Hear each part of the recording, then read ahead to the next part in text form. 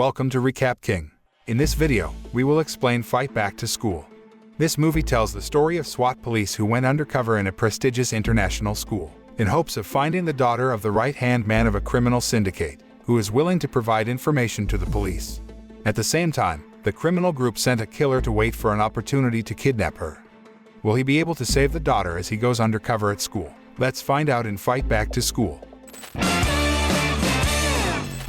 Fight Back to School begins by showing a reporter who is reporting directly on the robbery that occurred in the bank from the front of the building. The robbers who had taken control of the bank then took several people hostage at gunpoint. On the other hand, a SWAT team unit managed to break into the building and immediately paralyze the robbers. A member of the SWAT team saves a woman who is being held hostage, until her pants are torn and revealing a tattoo on her thigh. Meanwhile, in front of the building, the leader of the robbers managed to take a man hostage who was none other than a general in the police force. The chief robber demanded that the police drop their weapons and threatened to kill the general if they refused to comply.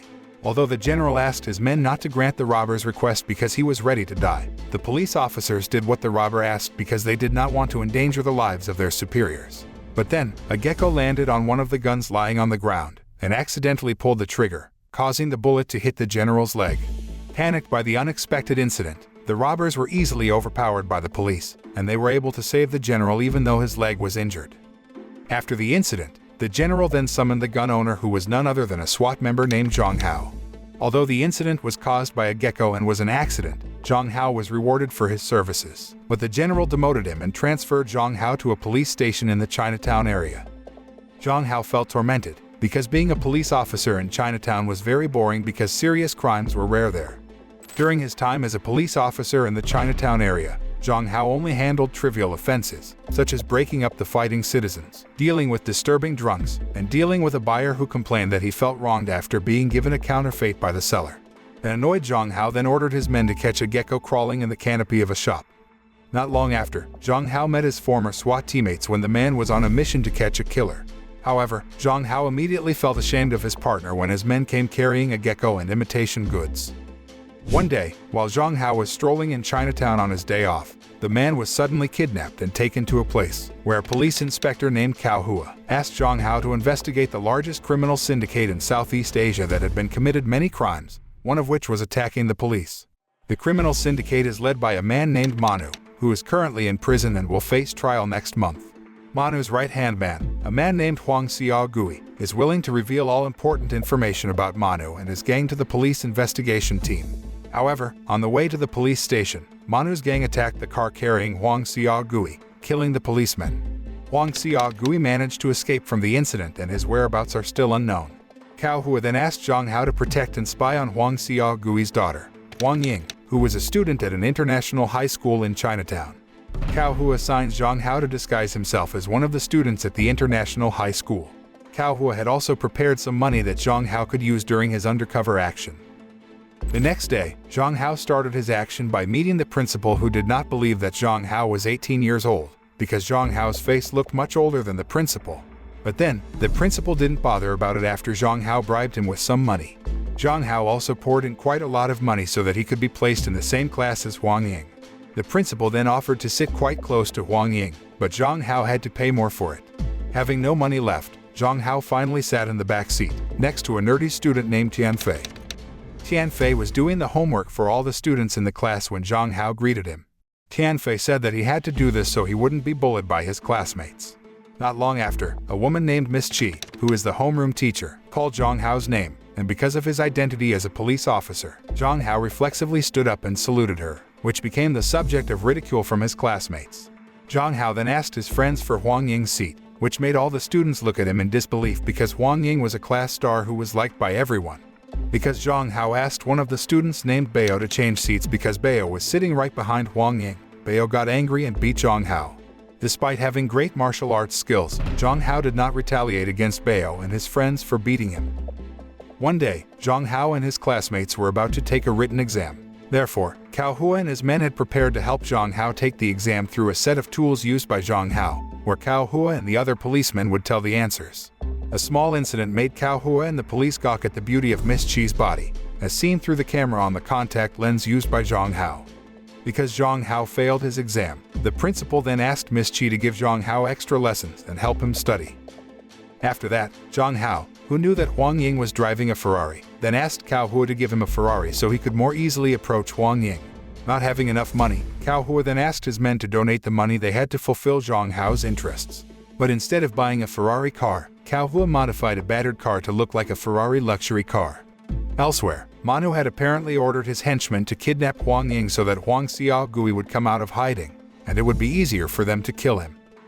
One night, Huang Ying and his friends visited a nightclub, where Zhang Hao also came to watch over the girl. Unbeknownst to them, one of Manu's men was there and intended to kidnap Huang Ying by mixing drugs into her drink. However, Zhang Hao managed to thwart the action, and instead, he fainted from drinking the drug-laced cocktail.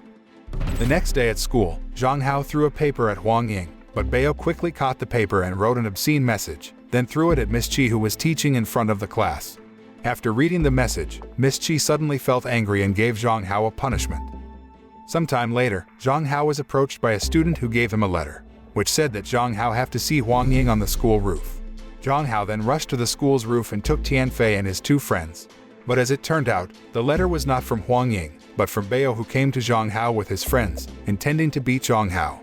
Without thinking, Zhang Hao stepped forward to face Bao and company. But instead of fighting, Zhang Hao knelt down instead. Zhang Hao said that they could beat him, as long as Bao didn't hurt Tianfei and his two other friends. Just when Bao and his minions were about to beat up Zhang Hao, suddenly Miss Chi came.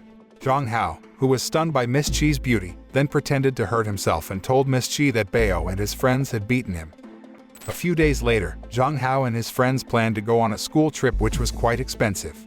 Zhang Hao then called Cao Hua and asked him to send the money as soon as possible.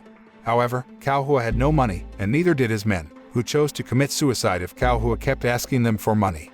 Hearing this, Zhang Hao thought of another way and managed to persuade Tianfei to pay for his school trip. On the way, Huang Ying noticed that the necklace had disappeared and had probably fallen into the sea. That night, with the help of his friends, Zhang Hao tried to find the necklace until the next day. Zhang Hao came to school soaking wet, and managed to find Huang Ying's necklace, which was lost at sea. Huang Ying was amazed at Zhang Hao's struggle to find the necklace. As an expression of gratitude, Huang Ying asked Zhang Hao to join her team in the inter-school action match.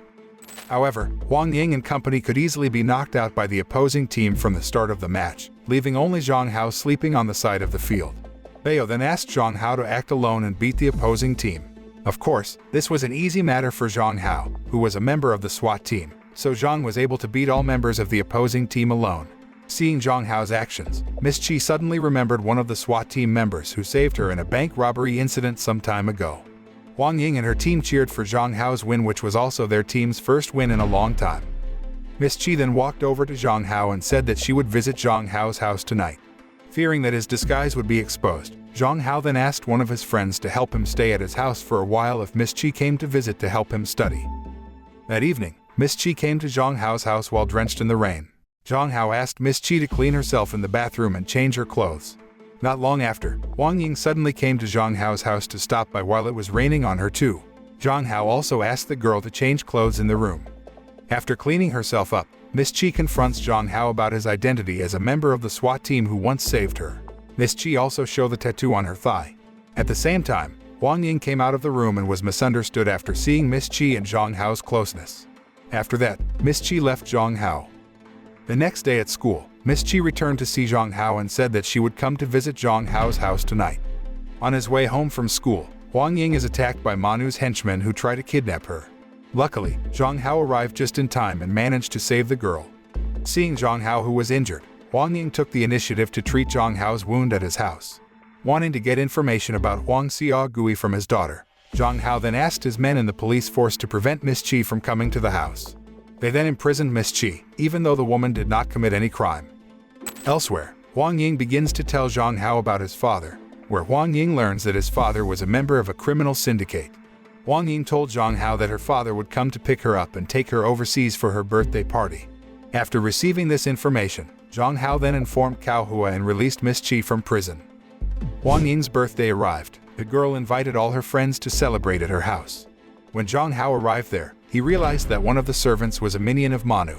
At the same time, Zhang Hao received a call from Cao Hua saying that his mission had been completed. Feeling that something was wrong, Zhang Hao rushed to find Huang Ying, who turned out to be with her father. Zhang Hao then arrested Huang Xiaogui and revealed that he was a police officer. But then, one of Manu's henchmen opened fire on them, so Zhang Hao had to save Huang Ying and her father. A chase ensues when Zhang Hao tries to save Huang Xiaogui and his daughter, until the police corner them and the general assumes that Zhang Hao is in cahoots with Huang Xiaogui. Shortly after, Zhang Hao received a call from Manu's henchman who took Miss Qi hostage and threatened to kill Miss Qi if Zhang Hao didn't kill Huang Xiaogui. Zhang Hao then contacted his friends and asked for their help to save Miss Qi, while Zhang Hao pretended to kill Huang Xiaogui and asked Huang Ying to hide. With the help of Tianfei, Bao, and other friends, Zhang Hao finally managed to defeat Manu's minions. Suddenly, Cao Hu appeared and it turned out that he had conspired with Manu to get information about Huang Xiaogui's whereabouts. Cao Hu purposely used Zhang Hao to approach Huang Ying and get information about her father. Not long after, the general and the SWAT troops came and ambushed Cao Hu and his henchmen, having received information from Huang Xiaogui who was still alive because Zhang Hao didn't actually kill him. Huang Xiaogui also reveals how corrupt Cao Hu is because he became a spy for the criminal syndicate led by Manu. Cao Hu and his henchmen were imprisoned, as well as Manu and his gang. After that, Zhang Hao regained his position on the SWAT team, and he was seen taking a walk with Miss Qi.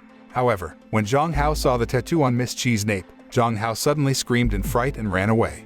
It turned out that everything that happened was just Zhang Hao's dream in broad daylight, when he was on duty at his guard post.